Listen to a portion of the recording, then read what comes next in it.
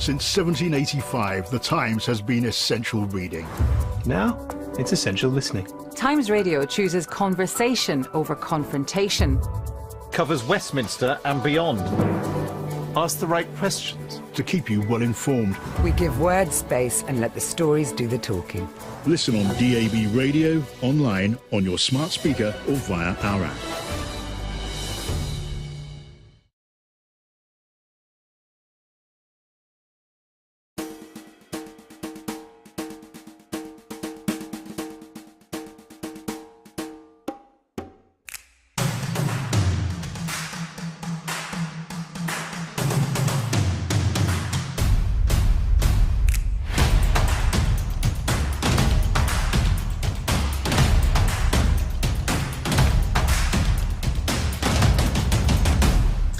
Hello and welcome to the Times and the Sunday Times Cheltenham Literature Festival 2021. My name is Lindsay Finneran, I'm the festival's programme and commissions manager, and I'm delighted to welcome you to this co-production with Speaking Volumes, supported by Arts Council England. Speaking Volumes is a pioneering live literature organisation that specialises in getting underrepresented voices heard, reaching diverse audiences and finding exciting ways to connect writers and readers.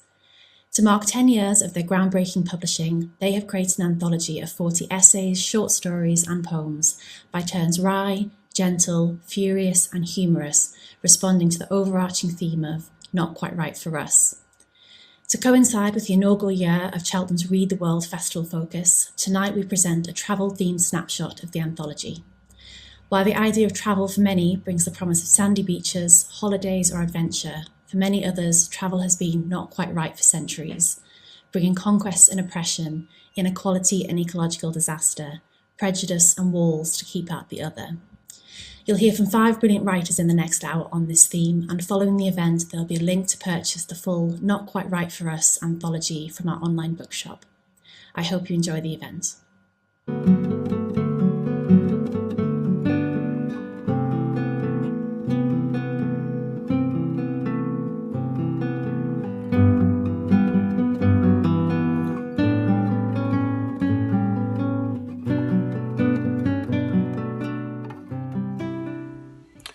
Hello, my name is Gabriel Gbadamosi.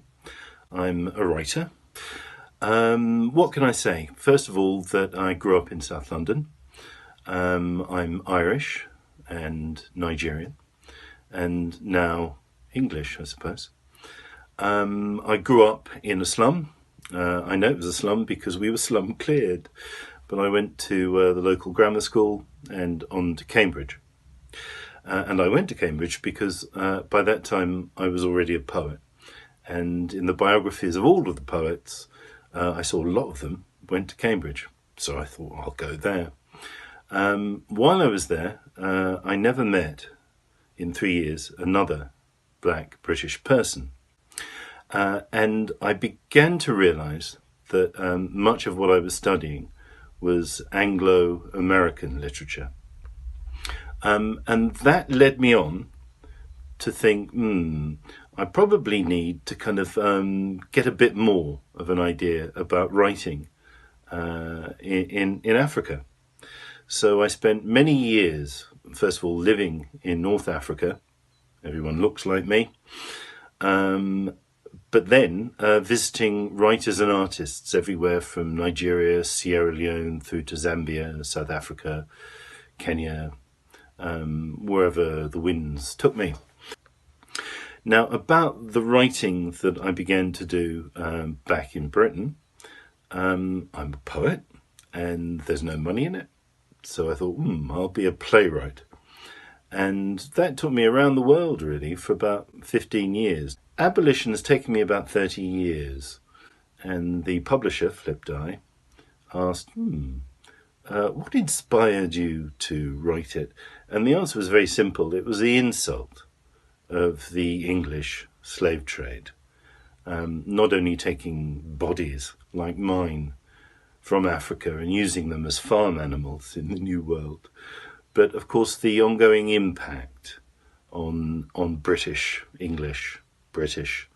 society, which we can see with Black Lives Matter.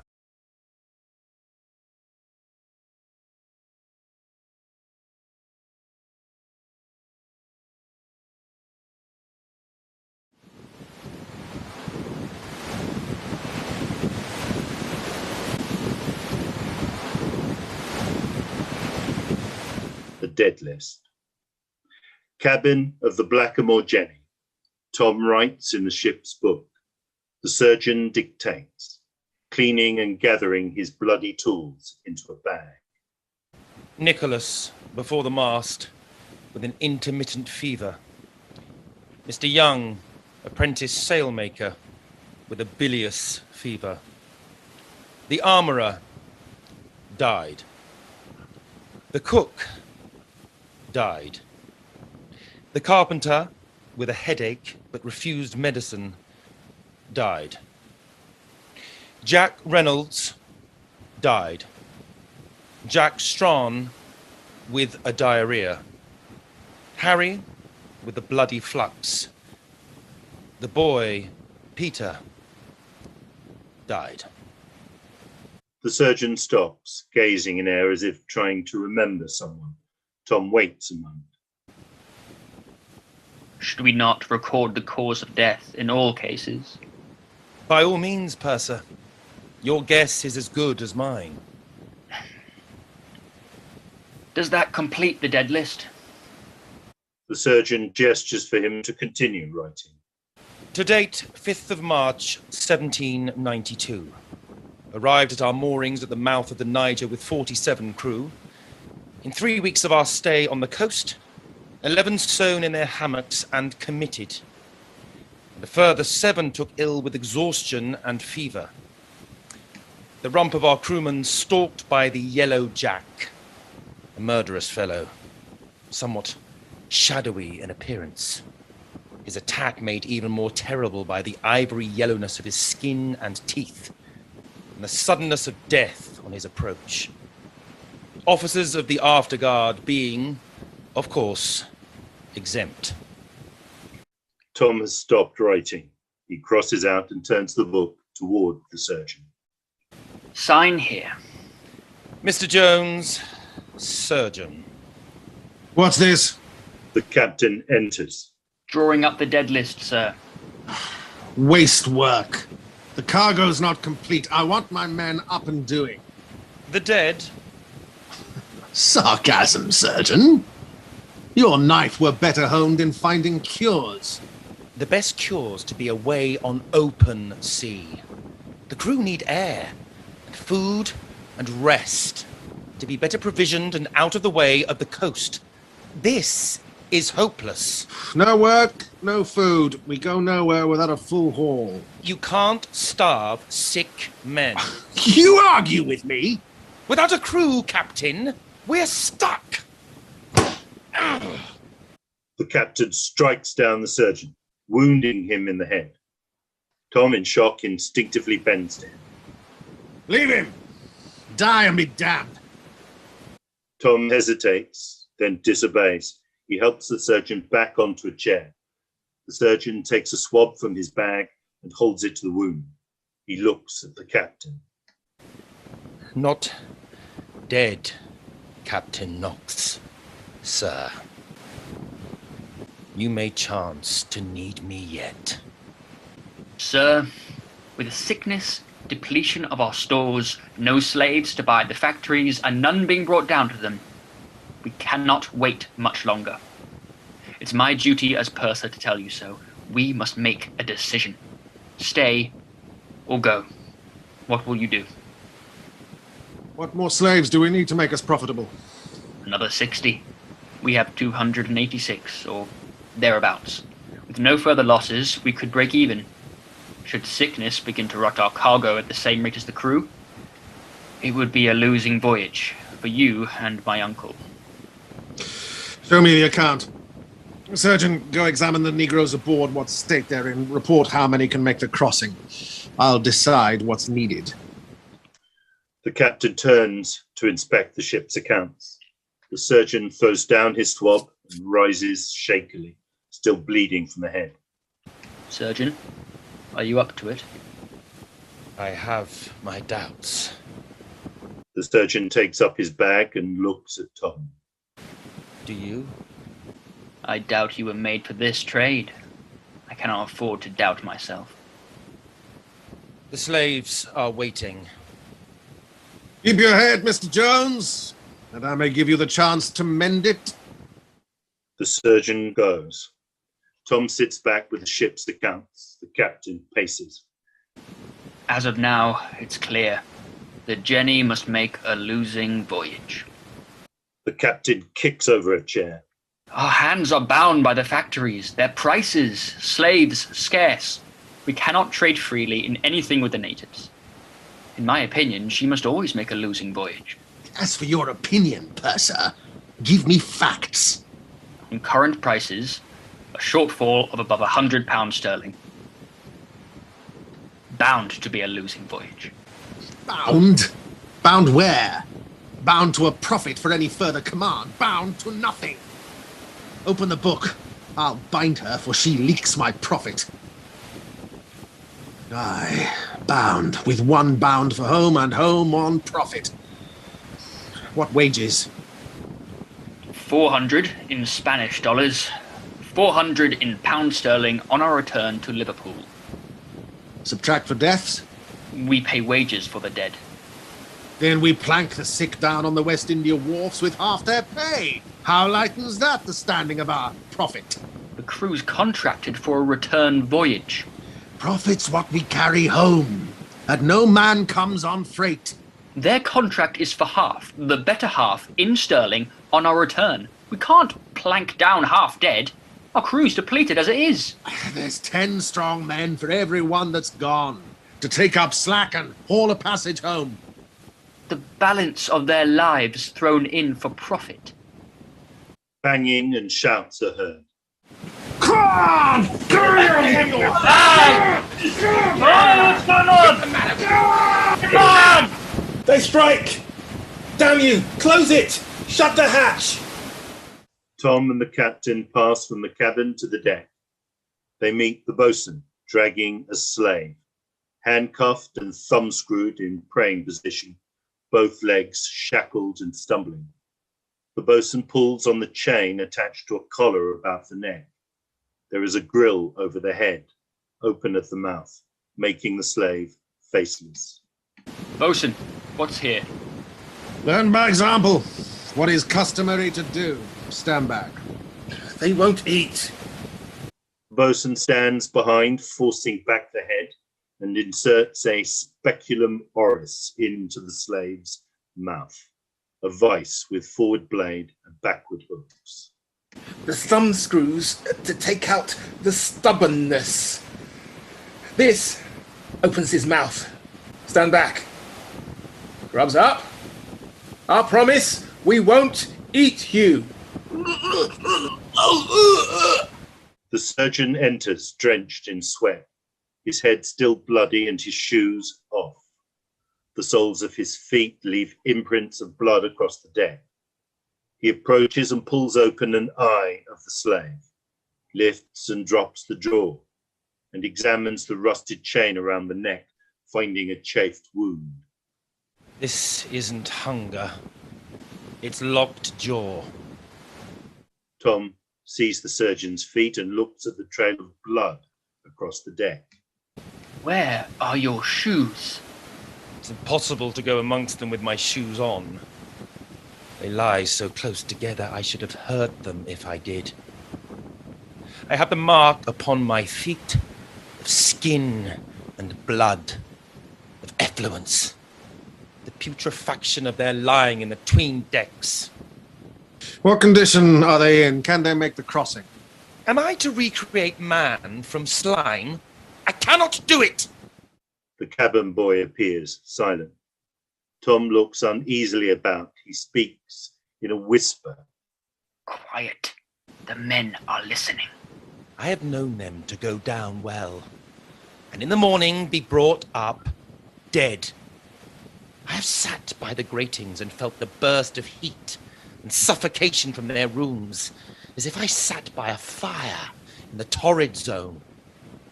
It is the most horrid sight I have ever seen.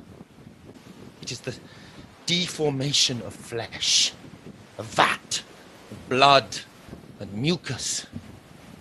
It is the boiling coast. It's the knock on the head. This is disobedience! This is hell! captain hesitates, a moment of indecision. They watch him. He pushes aside the surgeon and turns to the boatswain. Unlock the armory, boatswain. Aye, aye, sir. Give every man his gun. I'll wait no more on the factories. A bounty of 1 guinea for every Negro captured, to be shared among the crew. We sail tonight on the land wind. This action is illegal. I am the law here. Beyond my words, the coast, where there is no law, only banished men. Take action to defend the ship. We can save ourselves and be out at sea by morning. 1 guinea. The captain looks at the slave slumped on the deck. Clear that off the deck. Make ready. The ship's bell rings for action. The captain goes. The cabin boy gives his shoulder to the surgeon and leads him away. The boatswain takes hold of the chain and drags the slave past Tom. Look to me as we go, purser. There's no one looking over our shoulder when we set foot there. No classes of men at all. Only those who don't know what hell is, or don't believe in it, or don't believe they're in it.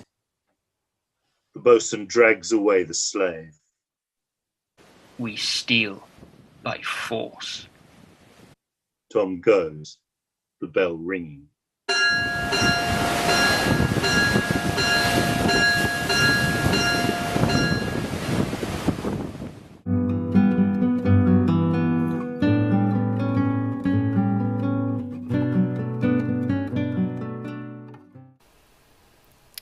Imagine an elephant wearing a top hat, except you don't have to imagine it, as that is exactly what is happening in the Raj Re-creation Big Tent, arriving on a blasted heath near you quite soon, in a secure, socially distanced manner, of course.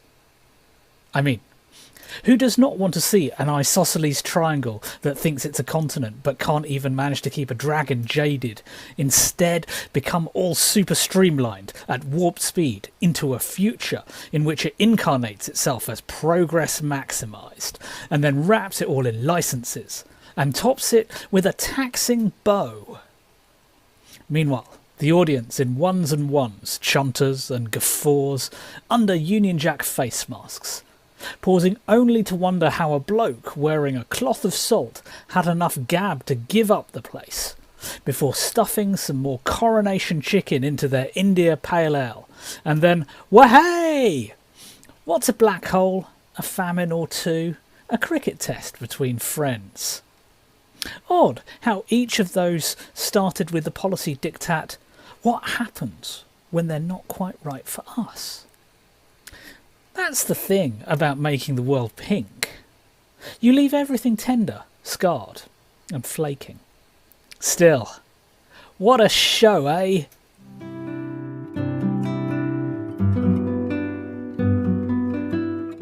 So, hi everyone, I'm Rishi Dastidar. That poem I just read, the Raj Re-creation Big Tent, I'd say that's fairly emblematic of how I write, at least, if not necessarily thematically what I often write about. I try and pack a lot of exuberance and fun and playfulness into my poems, but I do try and make sure that subject-wise I'm not pinned down, and I have the freedom to roam about wherever and wherever my fancy takes me. So sometimes that's things like empire, other times that's things like how ads might make us feel, other times that's football. You name it, my eye is open for it. I'm very much a writer who starts on the basis of a phrase, an arrangement of words, or maybe even a new word that I haven't seen before, that just sort of captures my attention and snags in my memory. And that gets filed away and used, and the poems generally sort of come out of that, and I start to layer and layer and layer and build out from there. And it's through that process that the poem then starts to reveal itself in terms of not just what it wants to be, but actually what it wants to talk about as well. And so it's a very sort of inside out process, and it's rare that I ever wake up and go, you know what, I want to write a poem about X. It's far more that I have a series of words that I want to use, and it's through playing with those I discover actually what the poem wants to reveal itself to be.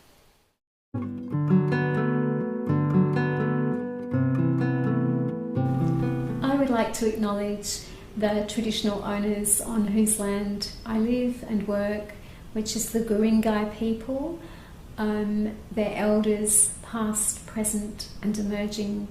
I am Michelle, and I am an author, an Australian author of Indian background.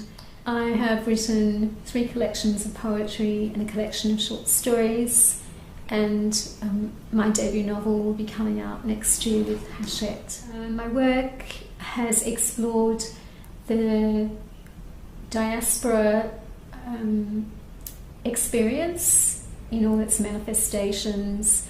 My second collection of poetry, Vishvarupa, which means in Sanskrit many forms, explored a sort of half imagined, half real identity prior to colonisation, themed through the portraits of Hindu deities in sort of postmodern and feminist castes, and that was quite a powerful work for me. That was quite an important book. In my subsequent collection of poems, I explored the migration of animals and people from northern perspectives to the Antipodes. And my more recent work has been about the Anthropocene and looking at how climate change has caused eradication of habitat for species, and how colonisation also creates a complication of that in the way that it causes a hierarchy of species, and how that impacts on animals, and how it's also impacted on First Nations people as well, and colonised people. So it's decolonising work in my poetry there, in the way that it's responding from a global south perspective to the crises of climate and climate activism. With my fiction, my collection of stories, Letter to Pessoa, was a way of being in conversation and dialogue with various writers whose work I admired, and it was also a way of exploring the aesthetics of fragmentation as a diaspora writer. My experience cannot be constructed through a very stable or kind of narrative structure, and so how to move from the poem, the page of poem, to a form which is an extended form, but to do so in a way that is deconstructing this notion of stability and temporal and historical, and sort of a way of like challenging these very colonial notions which are embedded in the novel per se. So, or the embedded in the short story, even with its structure of beginning and ending. So that's what I was exploring through language in that book, Letter to Pessoa. I think for me, I have felt for many years that language is a home, and so the qualities of language, the texturing of language, is what I've tried to work with throughout my time as a writer.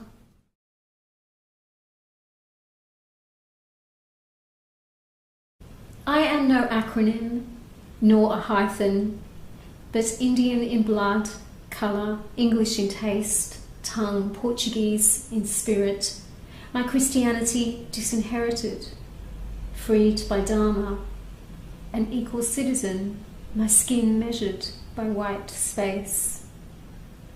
I am not a subject to be read, bewildering, ironic, as the double tropes of conversion, patronised no longer, my mind captive to identity, to borders, dreaming this contrapuntal life revived in words. More of a pantomime girl, standing with the damp pigeons by the ashen river, blowing incandescent bubbles through metal loops of varied shapes and size as the crowd veers past her, trying to hold just one. Small things are grieved if one is stateless or weaponised by the state that cares only if we are alive or dead. First memories are cherished. I remember the pavilion, the merry-go-round, daffodils blooming, everything fizzing. I would rather parachute from the skies, speak a green rustle in dappled light, flare like autumn leaves, be a child running circles around a fountain as laughter echoes in a square canopied by elders, giant trees. But a white boy teased me, someone else spat, so that right here in this juvenile courtroom, forever locked, my colonial subject was stamped, doubly betrayed, another lie leaking from the torn hymen of history.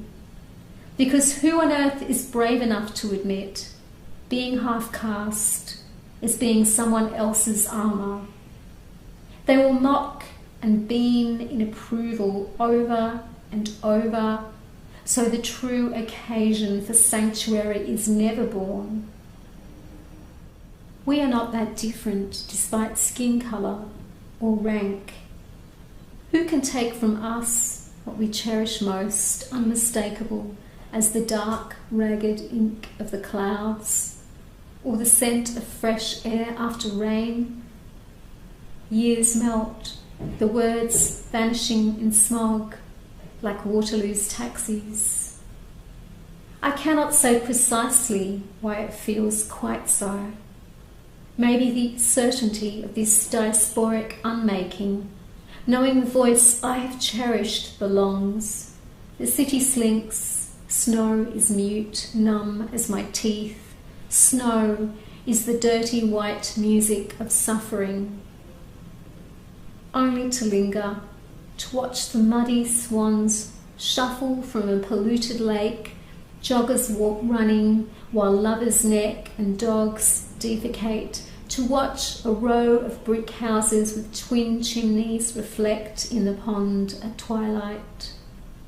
There is a rickshaw parked outside Birkbeck, a bicycle chained to the paling. The tube is billowing with an ache as commuters return to the brown-coloured suburbs, as a woman in a sari ambles along the sinking jetty. Trust me.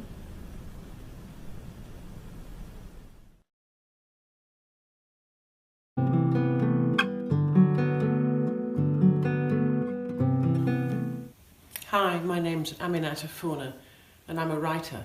My story is called Impulse. The story was really came out of an incident that I witnessed years ago when I was in a job that I wasn't enjoying very much anyway. But I went to see my boss, and he had 3 piles of paper in front of him. And he picked up one pile of papers and he threw them in the bin. And I asked him what they were, and he said they were applications for a job that was open, a research position. And I said, which are the ones you threw in the bin? And he said, well, those are the people without degrees. He said the 3 piles were Oxbridge, non-Oxbridge, and people without degrees. So he threw away people without degrees, and he said, I'll look through the Oxbridge pile, and if I don't find what I want there, I'll go to the next pile. I didn't go to Oxford or Cambridge, But I was so struck by the brutality of that and the way in which the system works. I mean, this is sort of what you call systemic exclusion, what we now call. I quit that job eventually, and I was always delighted at that decision. One of the best things I did in my life. In my story, Impulse, a woman called Bimi works in a job somewhat like that, and she doesn't feel she fits. I wanted to give her some agency, though. I didn't want it all to be about, Bimi being excluded. Some years ago, I went to a literary festival, and the person who was supposed to look after me, or did look after me, in fact, confessed at some point. We were getting on very well and sharing lots of, intimacies, confidentialities, and telling each other stuff. And she told me that she used to be a compulsive thief, or she was a compulsive thief. And I asked her about this, and she said, well, she took small things, and she took things of little value, but it was always from someone who had power over her, and it was always something that they would notice and something that would irritate them. You know, things like keys, things like staplers, all those little everyday items we rely on. At first I gave Bimi the character some agency through that, and then I gave her the final agency of all.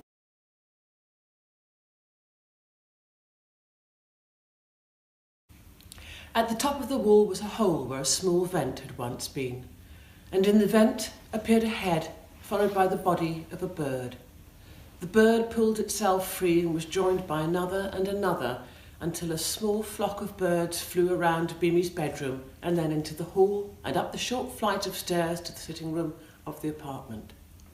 There the birds settled on the backs of chairs and upon the curtain rail. One of the birds perched on top of the painting of a boy holding a giant sunflower. Bimi watched the birds with wonder, following them through the house. When she saw they meant no harm, she brewed a pot of coffee and turned on the radio. The birds were still, apart from the occasional rearrangement of a wing or alignment of a flight feather. Bimi opened a window in case the birds had somewhere else to be and went to work. But when she returned, they were all still there. So she drew a bath. And when the birds heard the sound of running water, they appeared in the bathroom and sat on the toilet seat, the light fitting, and the shower rail. One bird alighted on the towel rail, but finding it hot, hopped off and onto the side of the sink, which gave Bimi an idea. She filled the basin with cold water, and the birds took turns to bathe while Bimi lay in the bath and hummed, foam tickling the underside of her chin. In the evening, before she settled down to watch television, she found a bag of sunflower seeds in the cupboard and put these out for the birds. There were carrots in the fridge, and she cut them up and added them to the tray, along with some pieces of apple.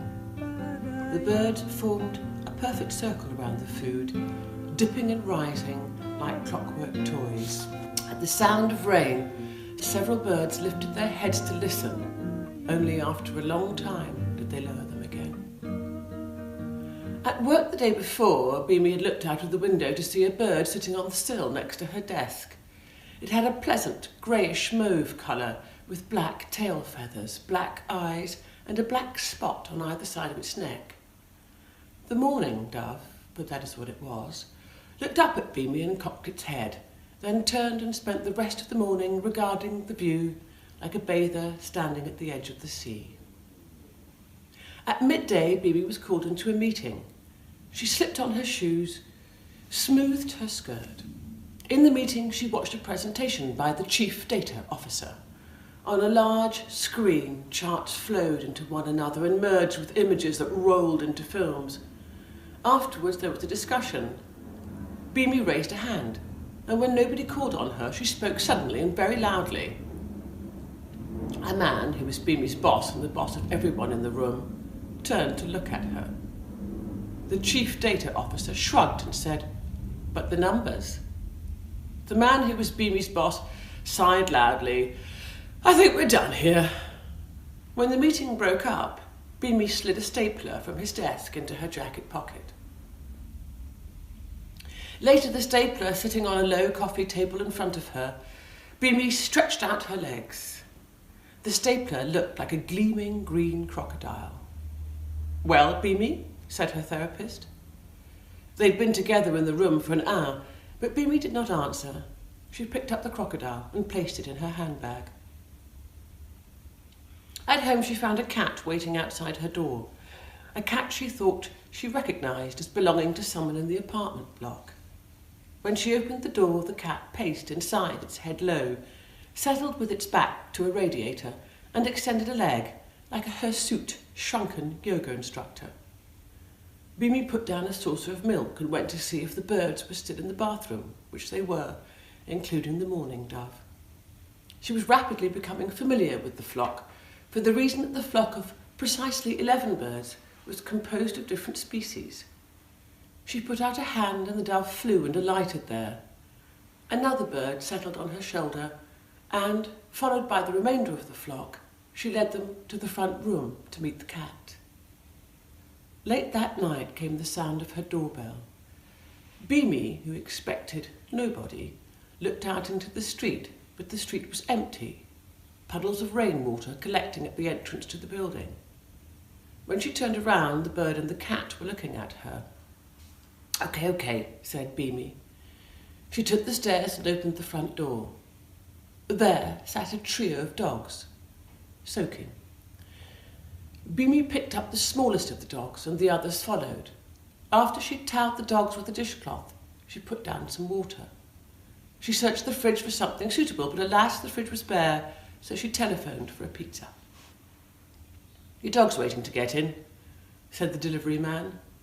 The dog was small, with dainty black paws, a pointed face with orange eyes, and a thick coat the same colour as its eyes. Beamy held out her hand for the pizza. "Thanks," she said. She took the lift back upstairs. At the last moment, a young man carrying a silver scooter entered, just as the door was closing. The young man lowered his hood, pushed a hand through his damp hair, and looked down at the dog. Said, "Rad." Inside the apartment, Beamy fetched nuts and fruit for the birds and shared out the pizza. The animals ate and watched the rain as it beat against the window. Drops somersaulted from the sky. Beamy saw them in her mind's eye, catching the gutters and hurtle onward until they joined many million more drops. Waters now that lay with deceptive calm as they rose and rose.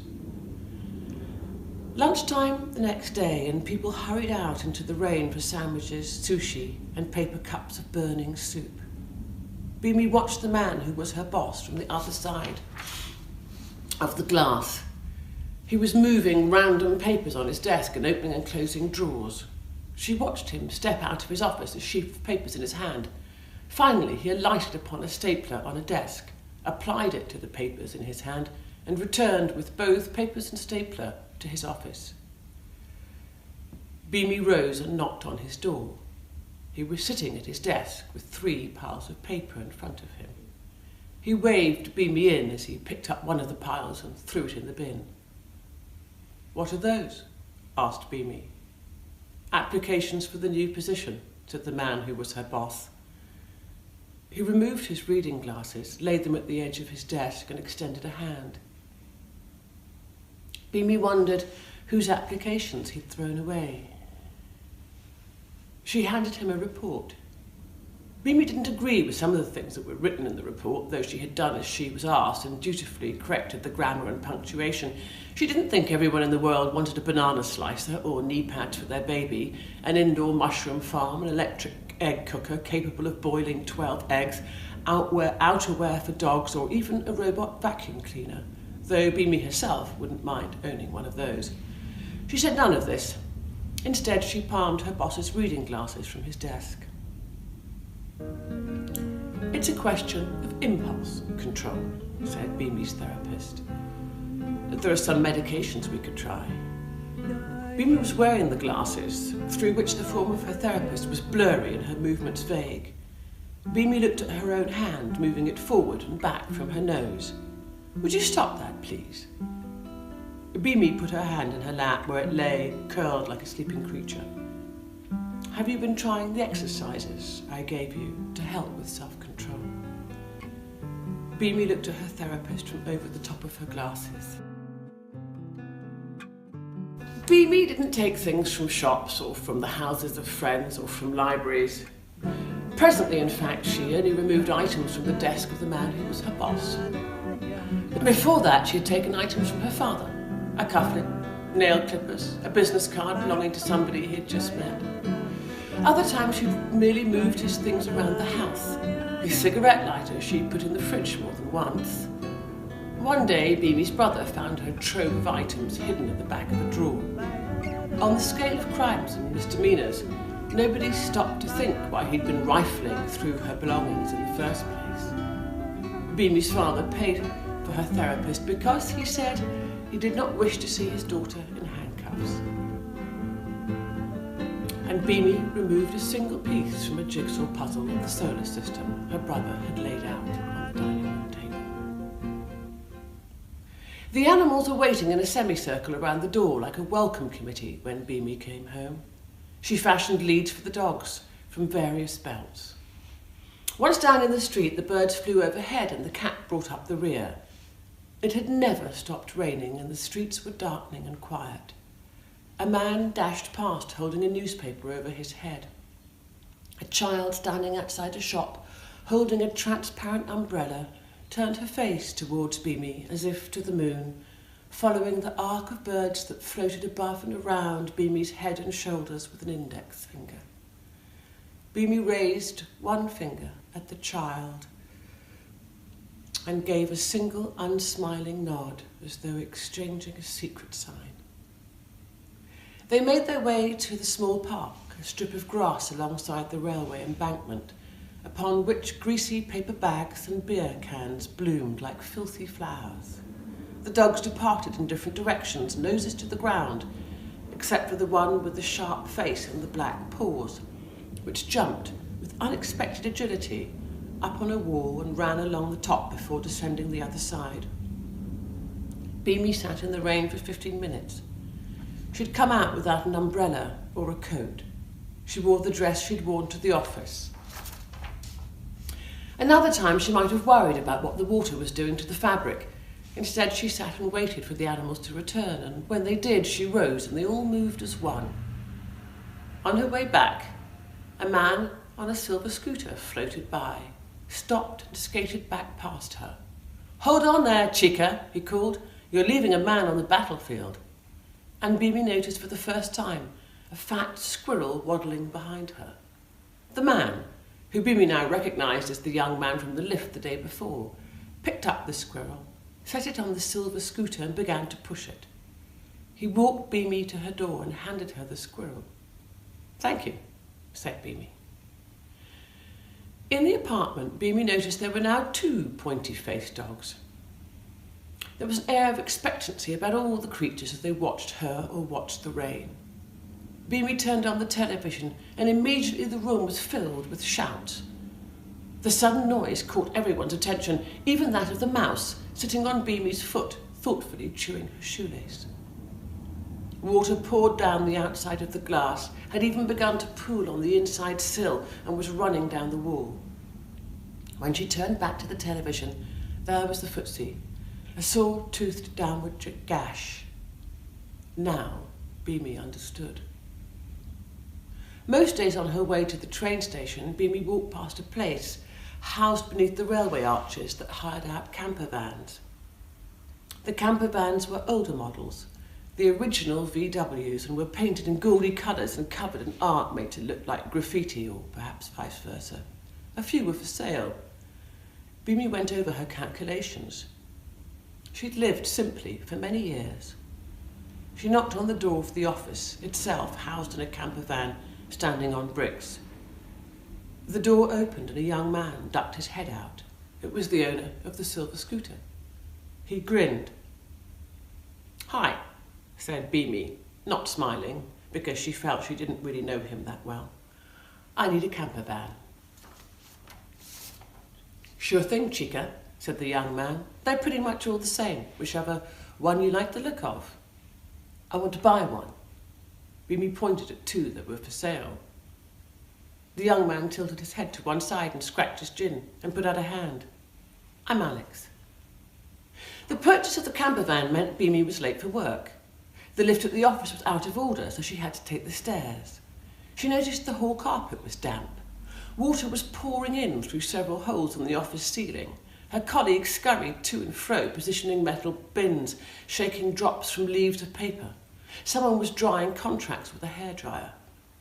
The man who was her boss looked at her and said, "Fetch a mop or something, for God's sake." Beamy went out into the hall, walked past the cupboard where the janitor kept her supplies, down the stairs and through the front door. At home, the animals waited. Beamy began to load them into the camper van, starting with the dogs, the cat and the birds. She closed the door and turned to find the squirrel and the mouse riding the silver scooter like the homecoming king and queen, pushed by Alex. "Your door was open," he said. "Thank you," said Beamy. "Where are you headed?" Beamy glanced at the sky. Raindrops landed on her cheeks. "North," she said. Beamy climbed into her camper van, turned the key and then the wheel and pulled out. As she depressed the accelerator, the van began to gather speed and the dove, perched on the headrest of the passenger seat, flapped its wings vigorously. The cat shot backwards. A dog pushed its snout over her shoulder and its breath fogged the window. Beamy eased off the accelerator and lowered the window so the dog could stick its head out. In the mirror, she saw Alex on his silver scooter, speeding after the van. She turned to the pointy-faced dog sitting on the passenger seat. It returned her gaze and then turned resolutely back to stare through the windscreen. The dog barked. Beamy put her foot down.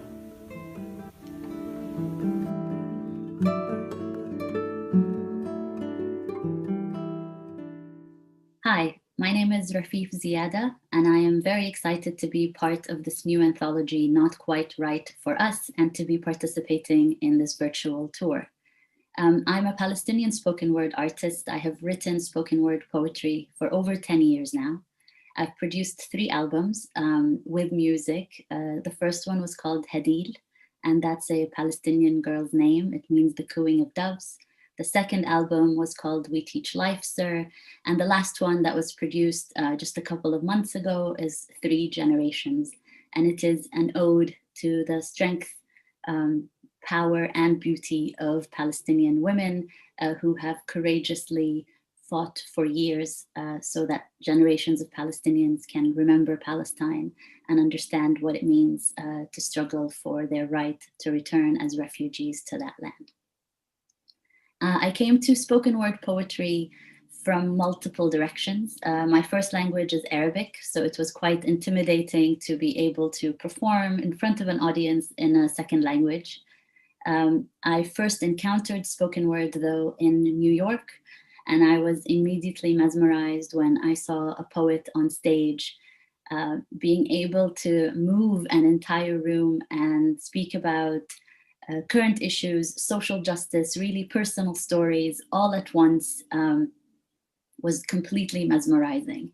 And from New York, I moved to Toronto, where there was an incredible dub poetry scene.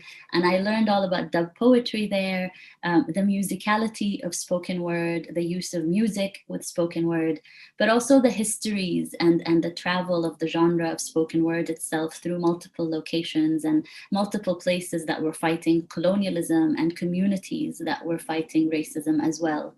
So I found it to be a very exciting place and home from which to speak about stories of regular people that are often forgotten. In news accounts, we normally hear of statistics, but people are nameless. We just hear of body counts. And for me, spoken word was this wonderful home from which I could speak about the experiences, the daily experiences of people facing war, facing exile, facing racism. Beyond just statistics and news stories. I'm always excited when people come up to me after events and say, you know, we never thought about this subject in this way. And I think spoken word has the potential to tell stories that are often hidden, but also to really affect and impact change and to help in struggles for social justice. So I encourage everyone to listen to spoken word poetry, engage with spoken word, and try to hear from different artists from different parts of the world, because the genre is really international and you can learn a lot from different types of artists. Thank you.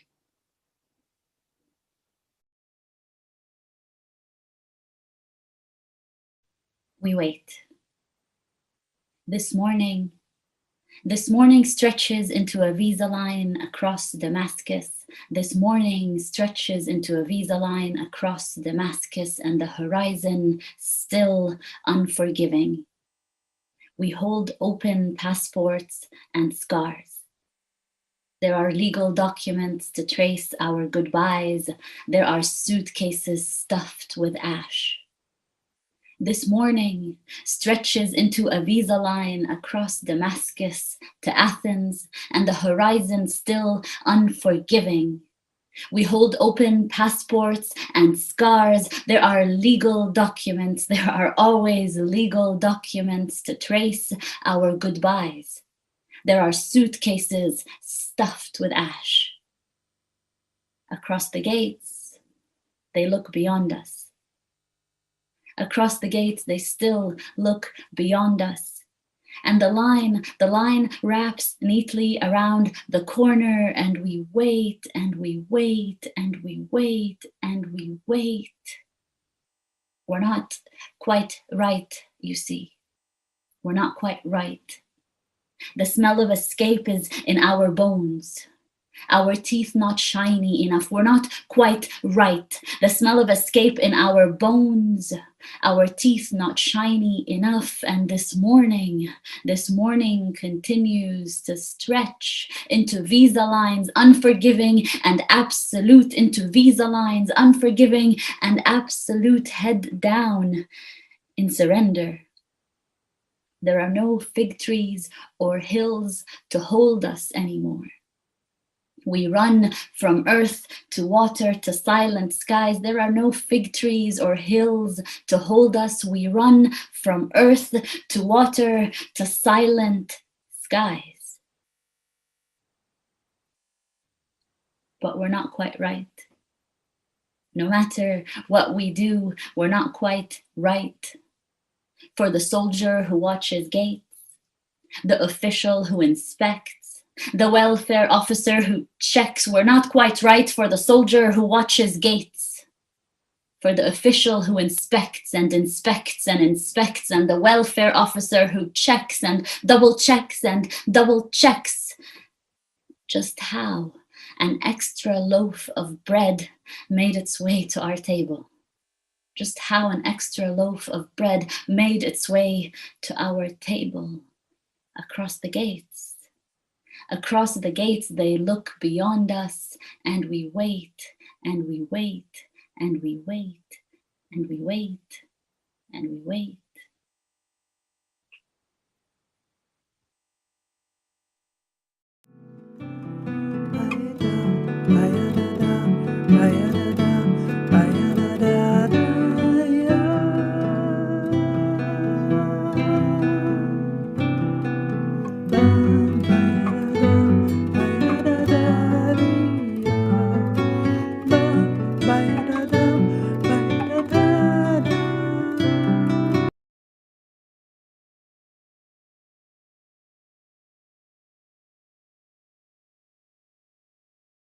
Like flowers cultivate in cracks in the concrete, culture grows in the spaces between the everyday.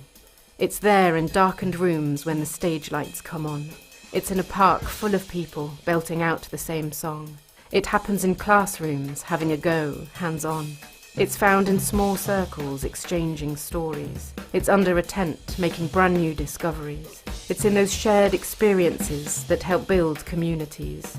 It inspires change, provides opportunities. It brings joy, sparks curiosity. It provokes feelings recognizable to everyone, making our hearts race and giving us goosebumps. It's for those who don't think they can have it. It's for those who know that they need it. It fosters connection and understanding. It is ours for the taking, as well as the sharing. Culture is what makes us human. It makes our world better. Culture is our culture. Let's explore it together.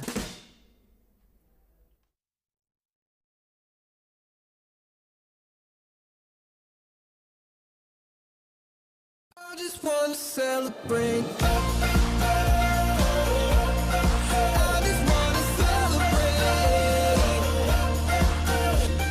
Winnie the Witch lived in a house, a black house in the forest.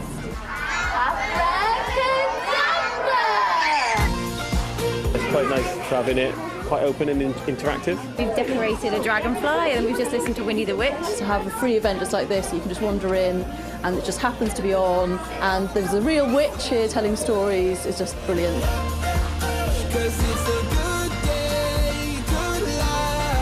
I like to read factual books. Historical factual books is my sweet spot. I love autobiographies and just seeing different people's lifestyles, and it's not always as glam and good as you think or how it is made out to be.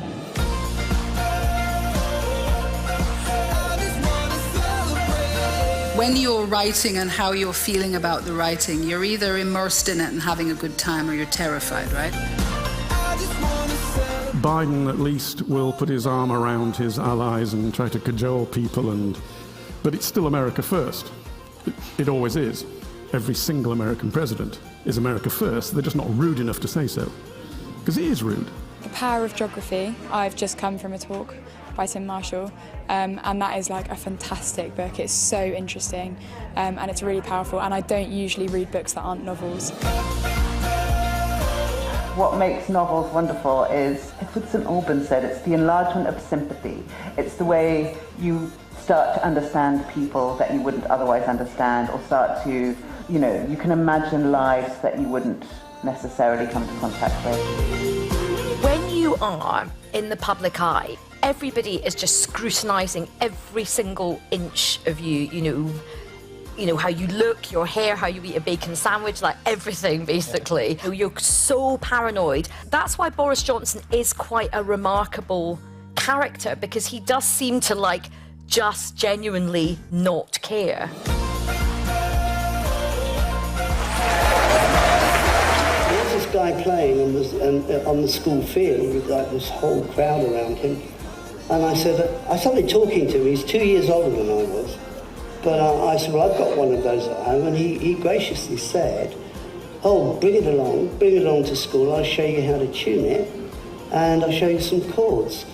Well, I guess that was it. From that point, I went home and I did those 2 chords over and over, about 4 days solid, until he could show me another chord, and it didn't stop.